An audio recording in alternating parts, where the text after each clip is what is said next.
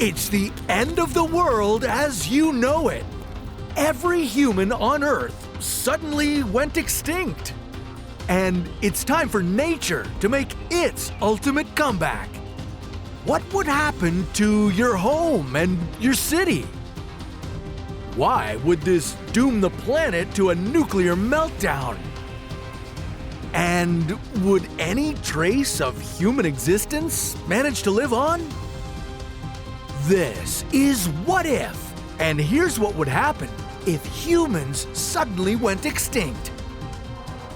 Whether it was a global pandemic, a planet-wide volcanic event, or a gigantic space rock, we reached the end of the line for our species.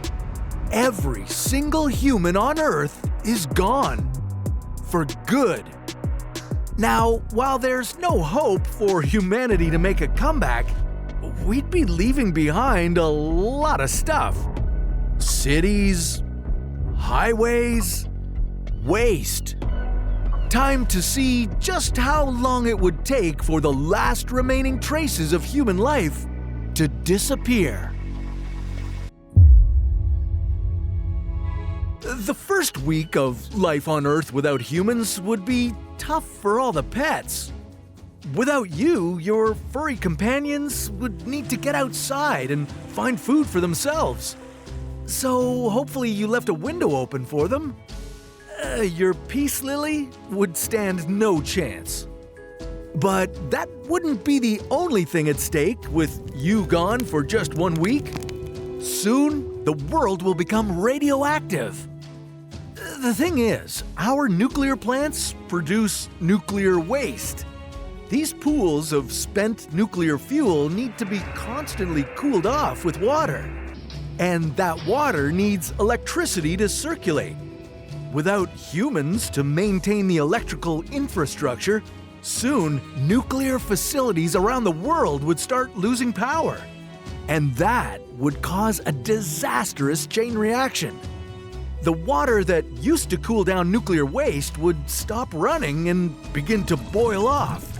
This would expose nuclear waste, causing it to catch fire.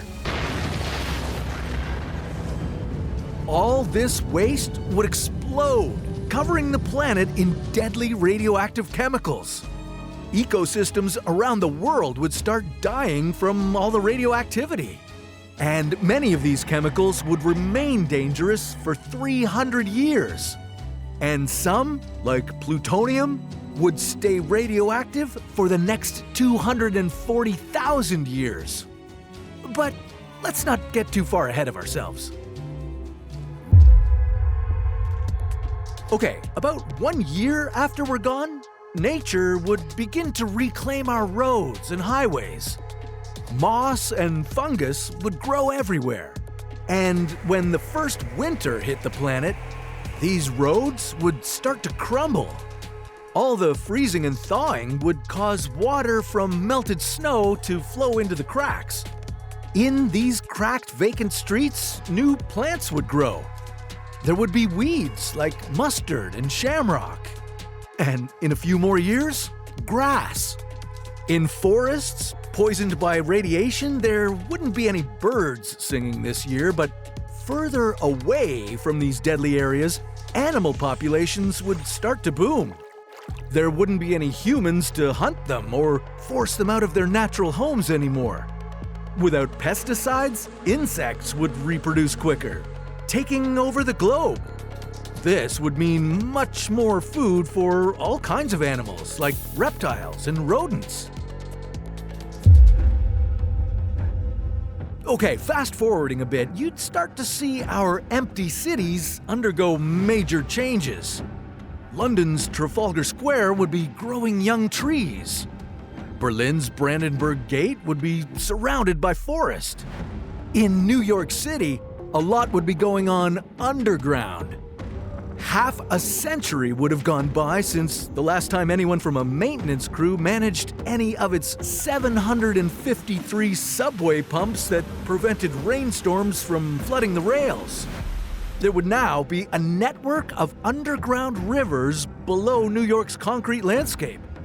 Steel columns supporting the streets above would buckle and create waterways through Park Avenue and Wall Street. Your abandoned house and your neighborhood would all be in pretty bad shape.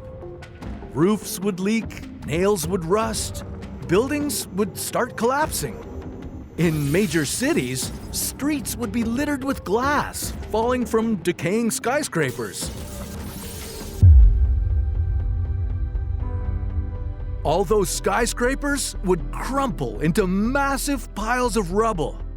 Despite the city being flooded, New York's Grand Central Station and other stone buildings like it would still be intact.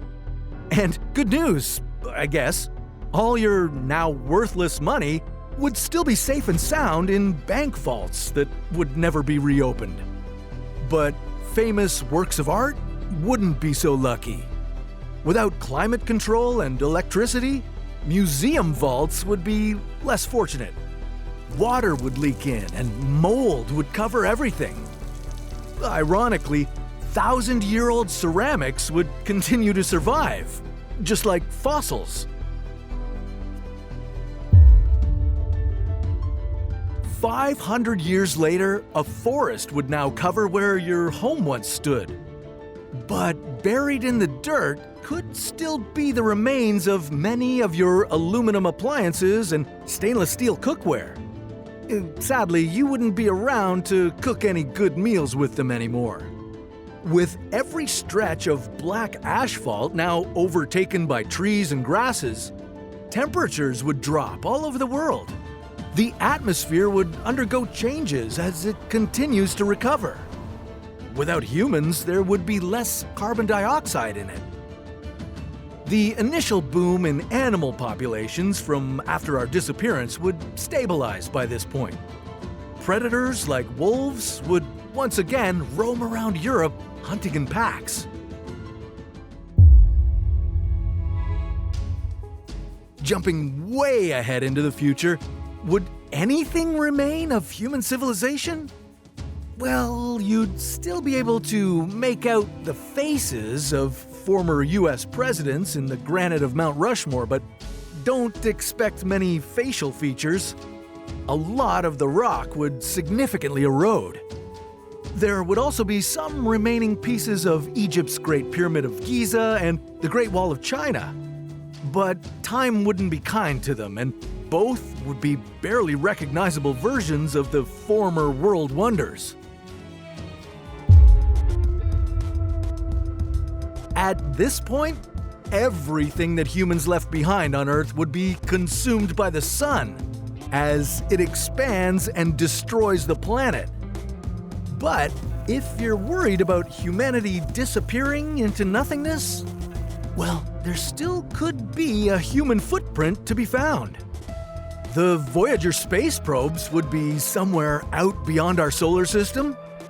Maybe some alien civilization would find them and learn that once upon a time, there was human life on Earth. But what if those aliens discovered us a little sooner? Like tomorrow? Well, that's a story for another What If.